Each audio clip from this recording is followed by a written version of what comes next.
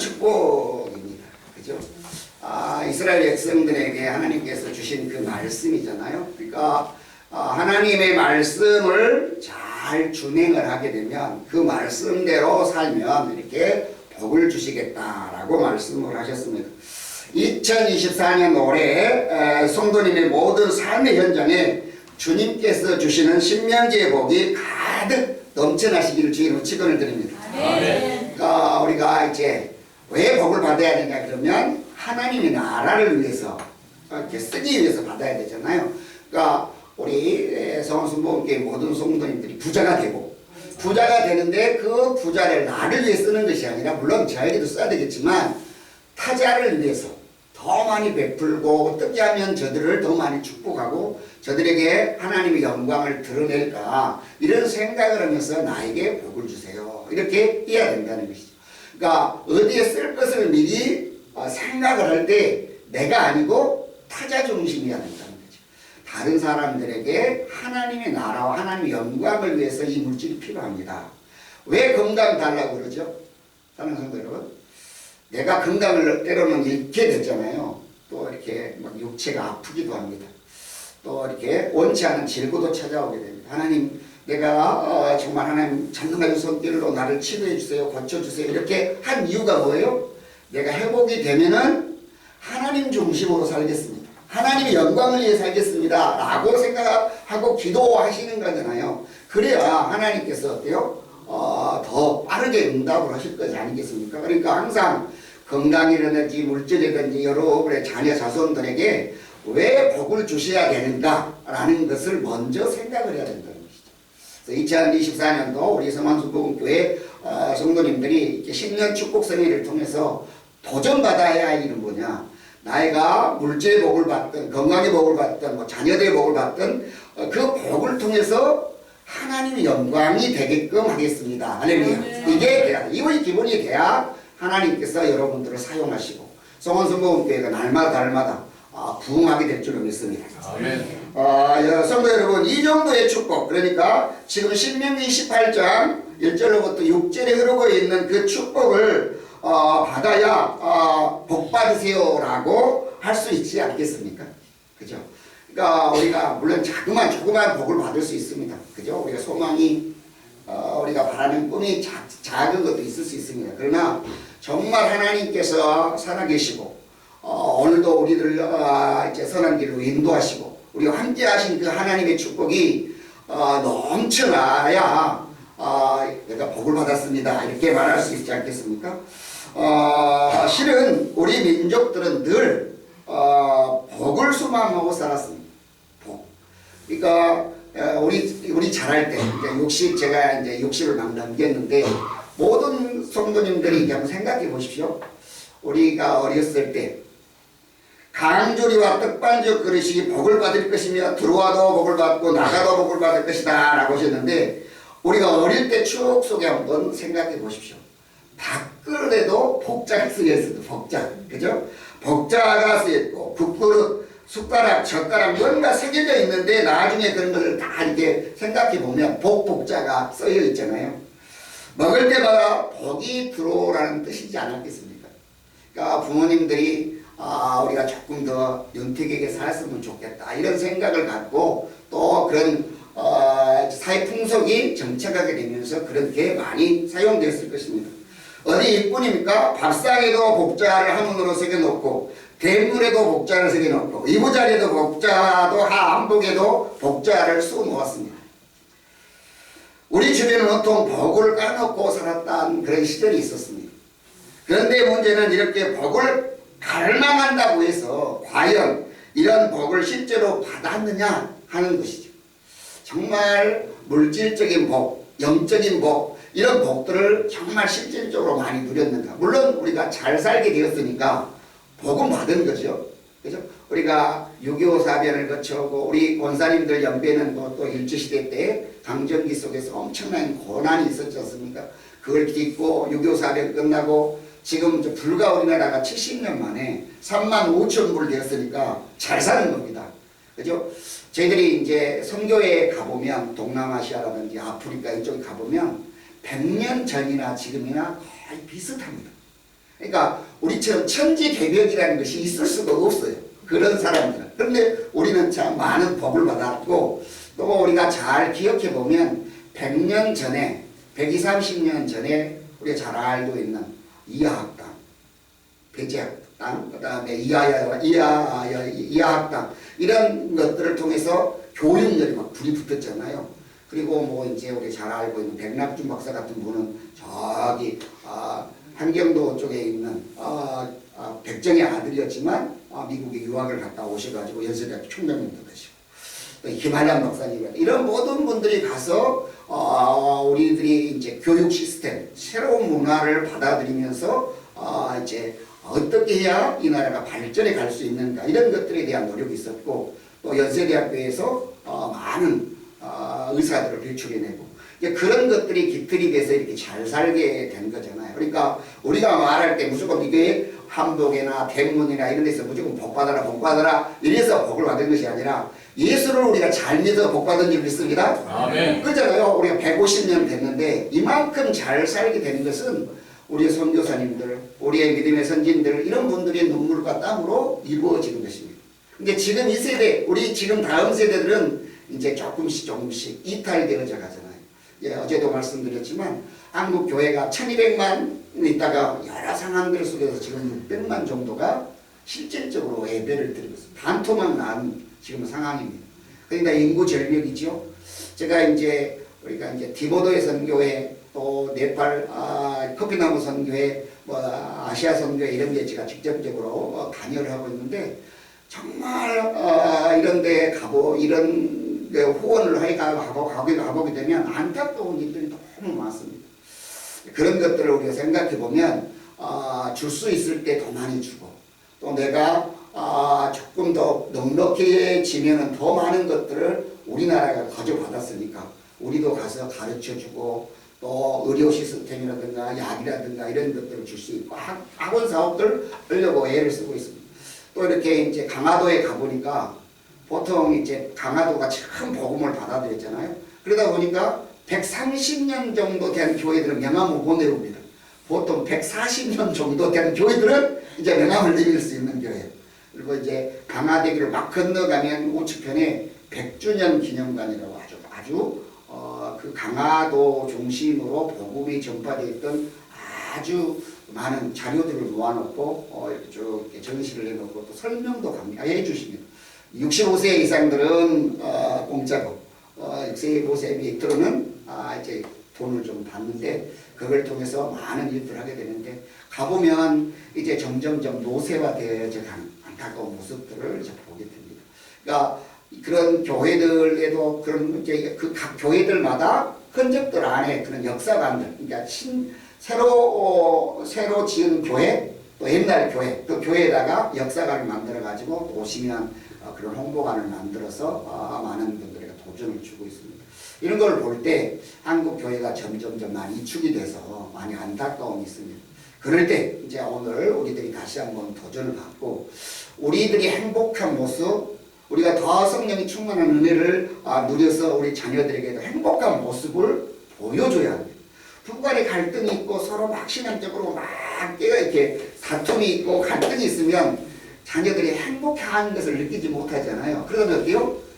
결혼 안 하려고 그럽니다. 애 안 낳으려고 그럽니다. 이게 지금 우리의 모습이잖아요. 그러니까 우리가 하나님 중심으로 살면서 정말 아름다운 모습, 부부는 어떻게 살아야 되고, 가정을 어떻게 가꾸어야 되고, 자녀들을 어떻게 양육해야 되는가의 모습을 우리가 보여줘야 돼요. 그래야 돼요. 자녀들이 부모님들이 가졌던 그 모습으로 우리가 가정을 지켜야지, 가정을 세워가야지, 이런 모습이 된다는 거지. 그러니까 이제 대부분이 이제 부모님들이 좀 옛날까지 살고 그러면 너 결혼하지 말아라, 뭐 이런 말, 심지어 그런 말도 합니다. 그리고 뭐 일하지 말아라, 그냥 뭐 가서 더럽고 힘든 일을 하지 말아라고 자꾸 하다 보니까 어때요? 이제 동남아시아 사람들이 한국의 노동시장을 완전히 점령했습니다. 300만 원 정도를 받거든요. 중소기업. 우리 집사람이 지금 이렇게 경기도 시흥에 경기과학기술대학교에 이제 제가 저희 부인 이제 사모가 교수로 있는데, 그쪽 지역에 가보면 동남아 사람 천지입니다. 근데 그분들이 이렇게 이제 추가 수당을 받게 되잖아요. 일을 하게 되면 8시간 외에 잔작업을 하게 되면 보통 350에 400을 받는다.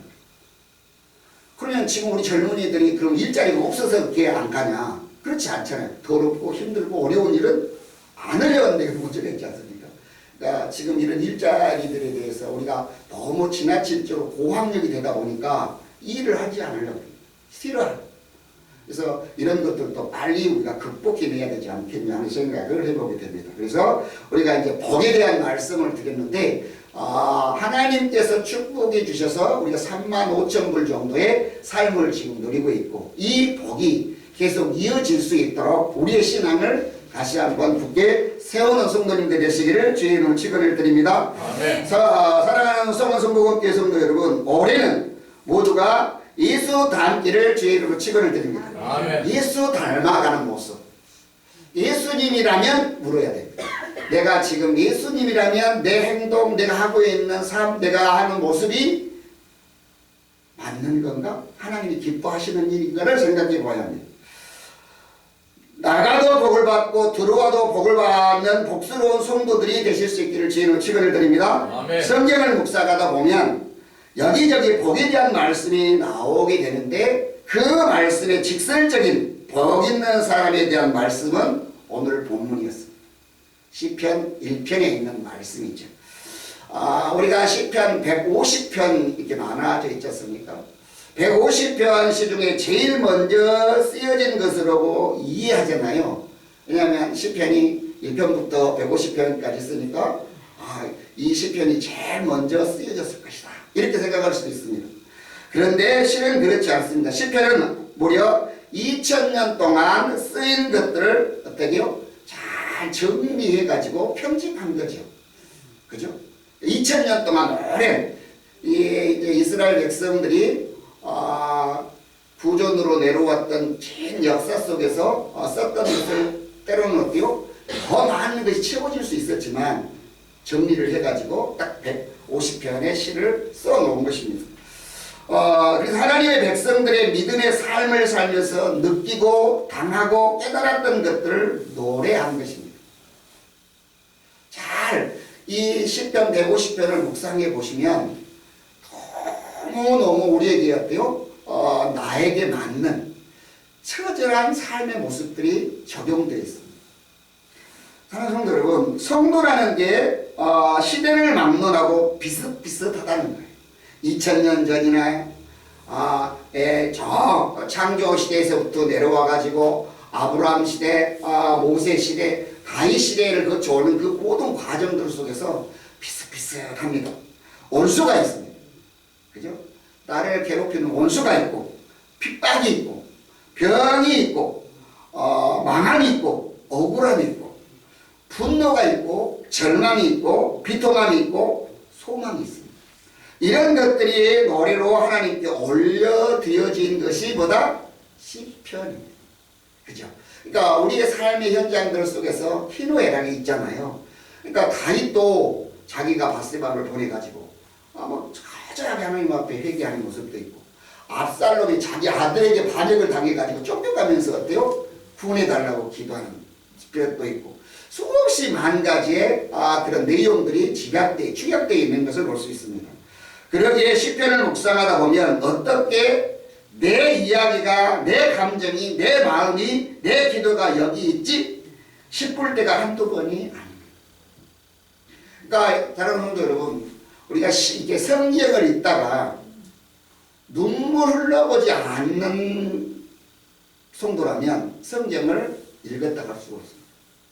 통곡이 때로는 되고, 정말 하나님 앞에 철두철미 막 기쁨과 한이가 막 넘쳐나고. 아멘 안 하시네. 사랑하는 성도 여러분, 한번 생각해 보십시오. 성경 66권 있다가 자기의 말씀에 탁 부딪히고 깨어지는 경우가 생기잖아요. 하나님의 말씀을 붙들고 기도하는데 하나님이 나 이처럼 사랑하셨구나는 것을 막 느낄 때였대요. 기쁨과 환희가 넘쳐나게 되고. 그러니까 성경을 묵상할 때마다 그 말씀이 어때요? 내 말씀이 돼야 돼. 나에게 주신 말씀이고 나를 향한 말씀이라는 거로 믿으시기를 주님으로 축원을 드립니다. 그래서 2024년도 주님의 은혜, 즉 그 하나님의 은혜를 만들죠. 그러면 말씀을 주야로 묵상하실 수 있기를 주의 축원을 드립니다. 아멘. 그렇습니다. 올 초에 시편을 깊게 묵상해 보십시오. 묵상할 때마다 주님의 위로와 격려가 있을 것이고 주님을 향한 교백과 결단이 있으실 것입니다. 아, 내가 이렇게 살아야 되겠구나. 내가 예수를 믿기를 믿었는데 조금 소홀한 부분이 있었구나. 조금 더 고쳐야 되겠다. 이런 생각을 가질 수가 있습니다.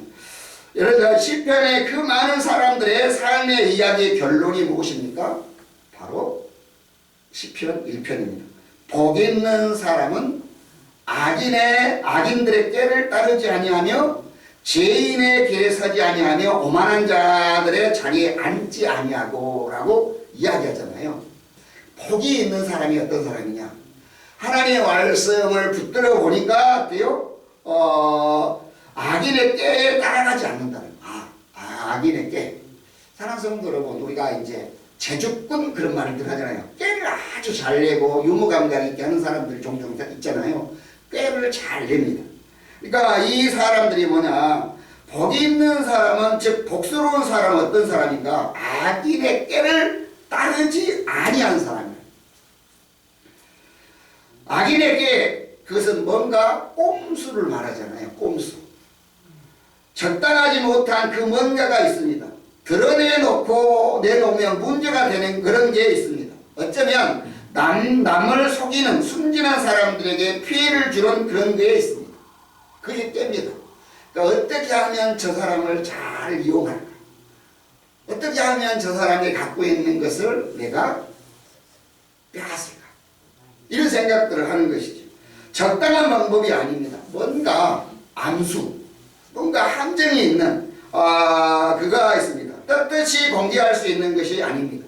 그럼에도 그걸 왜 따라간다는 걸까요? 이제 우리들이 사기꾼들 이제 우리는 한국에 많잖아요. 근데 우리가 현실적으로 싹 사로잡혀 있으면 다른 사람들이 저 사람이 말하는 것을 볼 수가 있습니다. 그래서 저 사람한테 홀렸지? 저건 아닌 것 같은데? 이렇게 우리가 냉정히 판단해 볼 수 있는 사건들이 있잖아요. 그런데 그 사람은 거기에 완전히 빠져들면 몰골을 안 가리고 막 투자를 하잖아요. 갖다 막 싸주고. 결국은 그러다가 결국은 이제 완전히 망가지는 인생들을 살아갑니다. 돈이 되기에 그러는 것입니다. 뭔가 그 사람들한테 가면 부자가 될 것 같다는 거지. 뭔가 유익이 될 것 같고, 뭔가 높은 자리에 갈 것 같고, 그러니까 거기에 투자를 하게 됩니다. 출세할 수 있기에 그러는 것입니다. 자기가 그토록 원하는 것을 얻을 수 있기에 그게 따라가게 된다는 거예요. 그러니까 우리 그리스도인들은 이 때를 어때요? 잘 분별할 수 있어야 됩니다. 이제 저희들이 이제 신앙의 진보를 더해가면 더해갈수록 지금 한국 교회에도 자칭 구세주, 자기가 예수님 대신이다 이렇게 하는 사람이 있고 하나님이라는 사람이 40명 있습니다. 40명. 자기 스스로가 자칭. 그래서 뭐 우리가 말하는 이만희 같은 사람 생겨나고 뭐 많잖아요. 그런데 뭐 때문에 그 사람들이 빠집니까? 말씀의 분별력이 없기 때문에 그렇습니다. 그러니까 하나님 앞에 기도할 때 말씀의 분별력을 달라고 기도하십니다. 그러니까 말씀을 읽을 때 분명히 다 기록되어 있잖아요. 14만 4천이 아니잖아요. 그런데 거기에 막 모여가지고 그 사람만 구원을 얻는다라고 자꾸 말을 하니까 거기에 함몰이 된다고. 근데 언제 오신다라고는 주님도 모르신다고 말씀하셨잖아요. 우리 다니선교회 그 다음 날짜를 박아가지고 계속적으로 이야기해가지고 엄청난 파고가 있었지 않습니까? 분별력이 없기 때문에 그렇습니다. 그렇습니다. 지금 이렇게 악인의 꾀를 따르려고 하는 사람들은 남들은 생각 못하는 것 안 하는 것을 자기 스스로 지혜라고 기발하다고 부정한 것을 알면서도 그 악인의 꾀를 따라간다는 것. 우리 사회에서 일어나는 대형 부정과 비리를 보면 그게 나쁜 거라고 정말 몰랐을까요? 뭐 정치인들이라든가 경제인이라든가 이런 분들을 보게 되면 분명히 잘못됐다는 걸 알면서도 어때요? 그런 행동을 쉽게 해버린다는 거죠.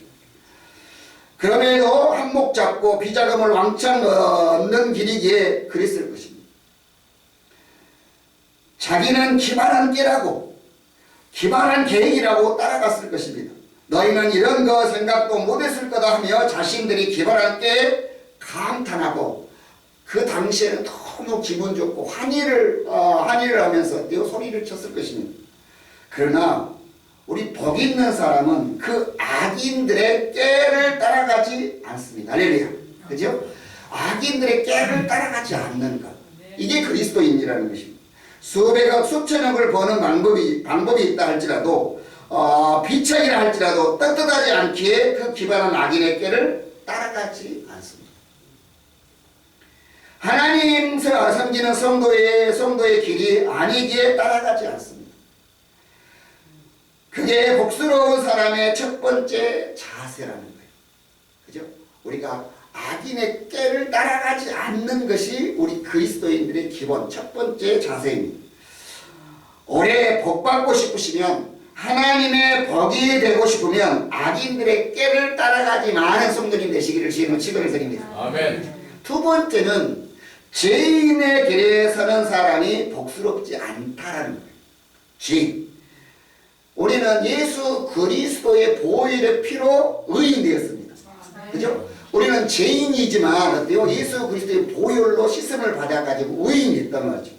그러니까 죄인의 길에 서지 않는 사람, 이 사람이 이게 서는 사람은 복스럽지 않은 사람이지만, 우리가 죄인이지만 의인의 길을 걸어가는 사람은 복 있는 사람입니다. 아멘.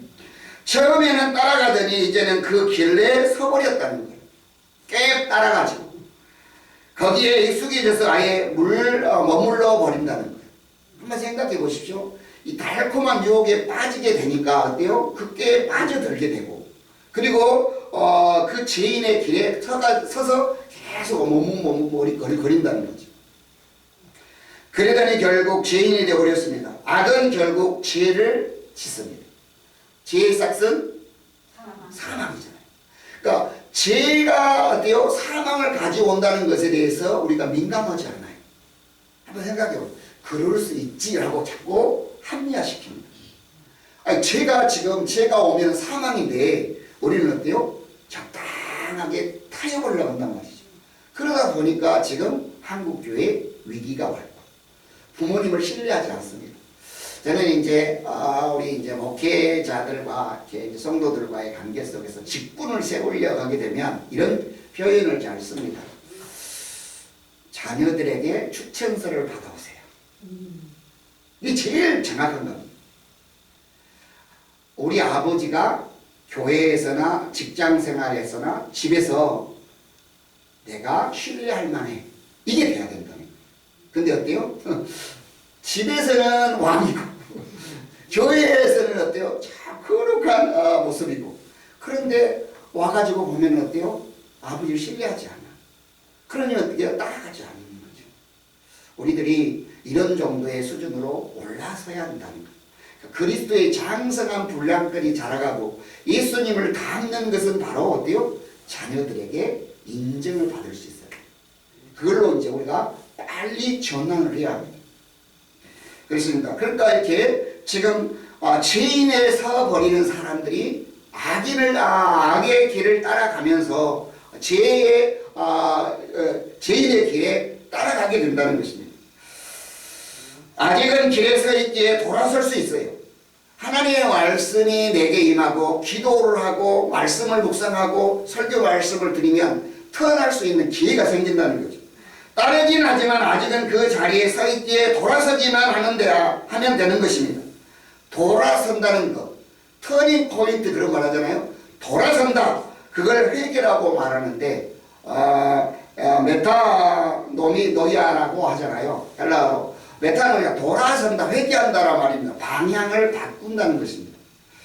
삶의 방향, 가치관의 방향을 바꾸는 것을 전환이라고 합니다. 아직은 길에 서 있으니까 기회가 있다는 거죠. 꾀에 대해서 죄인의 길에서 돌아설 수 있는 길이 있다는 거예요. 그런데 결론적으로 그게 쉽지가 않다고요. 한번 생각해 보십시오. 그 달콤한 유혹이 맞들어져 있다 보니까 어때요? 쉽게 빠져나오지 못합니다. 우리가 잘 알고 있는 마약, 우리가 이제 어려서 이렇게 친구들을 따라 강남 간다고 하면 하잖아요. 집에서 맨날 부모님들과의 갈등이 있고 이러다 보면 어때요? 친구가 더 좋단 말이에요. 친구가 가자는 대로 잘 따라가지 않습니까? 요즘 뭐 이렇게 초등학교 5학년, 제가 옛날에는 중학생들이 이제 불타는 중학생이라 이랬는데 지금은 어때요? 초등학교 5학년, 6학년이 그렇습니다. 통제가 안 돼요. 통제가. 뭐 부모님들 말 절대 안 듣고, 그리고 이렇게 사춘기가 이렇게 빨리 와가지고 요즘은 전혀 말을 안 듣습니다. 그런데 배우면 이제 거기에 타락하잖아요. 뭐 쉽게는 음주도 하고 또 어떻게 보면 술도 먹게 되고, 그러다가 결국은 이렇게 이렇게 망가진 인생들을 많이 가잖아요. 요즘은 마약 때문에 문제입니다. 마약. 우리가 2000년대까지만 해도 마약의 청정국가였습니다. 대한민국이. 근데 지금은 어떠면 우리가 옆에 있는 홍대라든지 이태원이라든지 가면은 상상할 수가 없을 정도로 마약이 가정에 막 다 배달돼요. 그러니까 뭐 운전하다가 갑자기 막 이상한 행동들을 하는 사람이 너무 많이 생겼습니다. 우리 안수 집사님 운전하시는데 진짜 이게 어떻게 일이 펼쳐질 수가 없고 아무도 알 수가 없어요.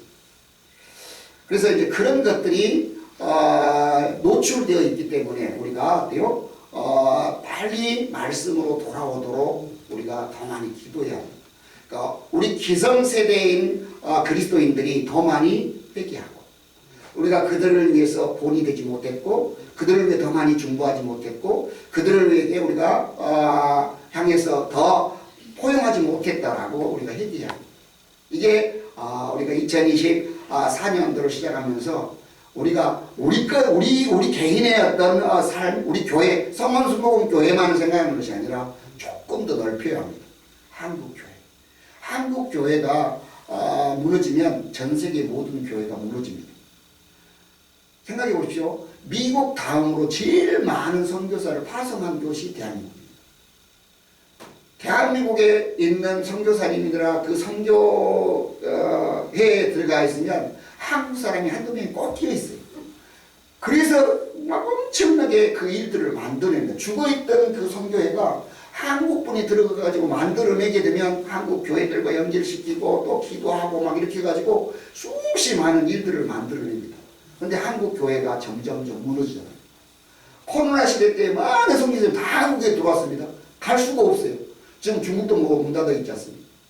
그러니까 지금 있는 여러 상황들 속에서 어려움이 있기 때문에 우리 순복음교회를 비롯한 모든 교회들이 지금 1200만에서 600만으로 내려온 상황 속에서 우리가 해야 할 일들은 다시 한번 하나님 나에게도 우리 교회에도 복을 주셔야겠지만 한국 교회가 다시 거듭나고 다시 한번 영적으로 무장해서 선교사를 파송하고 하나님 나라를 회복하는 데 다시 쓰임받게 해달라고 더 강하게 기도하실 수 있기를 주의 이름으로 축원을 드립니다. 아멘. 세 번째는 오만한 자의 자리에 앉아버린다는 거예요. 그러니까 따라가고 자꾸 이렇게 가다 보니까 되면 그 자리에 이제 앉아버리는 거예요. 우리가 한번 생각해 보십시오. 피곤하면 처음에는 앉고 싶잖아요. 그리고 조금 편하면 어때요? 좀 내가 좀 누웠다가 일어나야지 이러잖아요. 그런데 어때요? 그러다 잠들어 버리지 않습니까? 그죠? 그렇습니다. 그러니까 오만한 자의 자리에 앉아버린다는 거예요. 그 길에 있던 사람이 아예 그 자리에 주저앉아 버린다는 거예요. 그랬더니 그 자리가 어떤 자리가 되었다고요? 오만한 자의 자리가 되었다. 오만한 자. 악한 사람이 죄인이더니 결국은 오만한 자가 되어버렸다는 것입니다.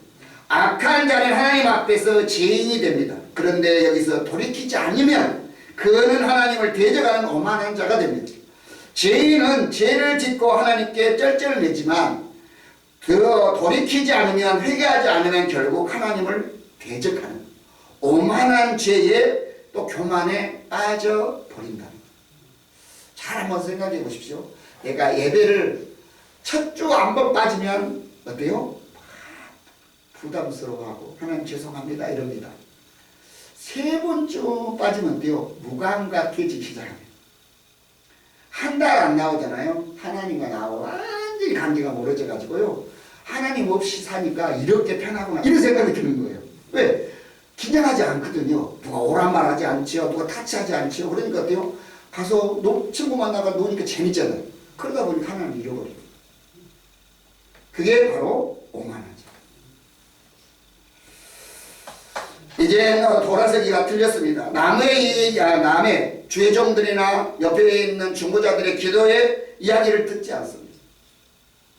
숨기려고 변명하려고만 하지 결코 자신의 가오를 인정하려고 하지 않습니다. 오만 불손의 진.